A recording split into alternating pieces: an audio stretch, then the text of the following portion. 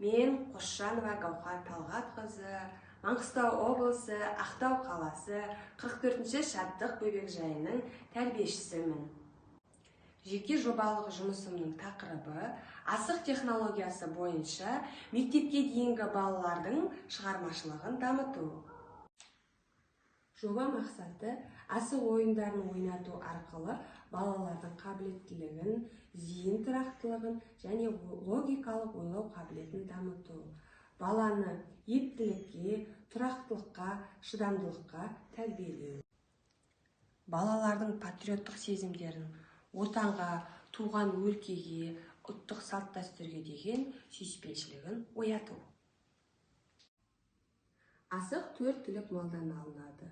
Қой, ешкі, сиыр және түйенің асықтары үлкен кішілігіне қарамастан бірдей пішінде болады. Ал жылқының асығы оның пішіні ерекше болып келеді. Ертеде қазақ халқы асықты жас кезінен бастап қолына алып ойнай бастаған.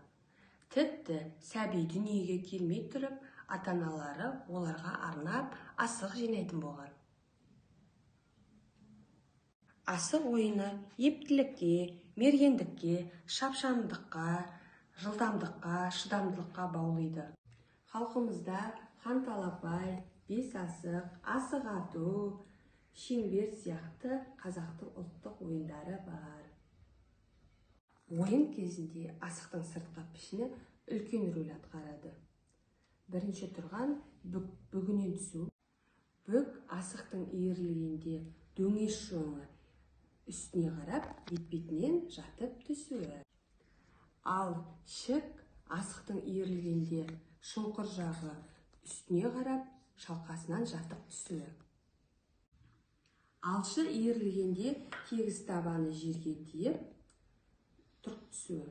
Тәйкі асықтың иірілгенде шұңқыр табаны жерге тиіп, тұрып түсуі.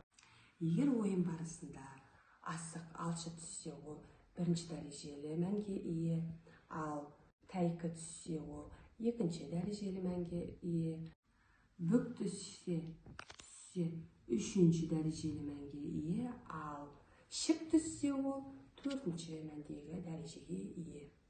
Қазіргі таңда мектепке дейінгі тәрбиені қалыптастырып, ұлттық тәрбиені қалыптастыру, балалардың физикалық дамуын және ойлау қабілетін арттыру үшін жаңа технологияларды іздестіру өте өзекті болып табылады.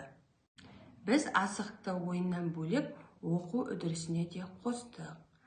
Балалар асықты бояу арқылы шығармашылығын дамытады, түстерді ажыратады, үлкен және кіші пішіндерін ажыратады, оларды санайды, есепке де қолданамыз. Көптеген дидактикалық ойындарға асықтарды қосу арқылы танымдық қабілетін дамытамыз.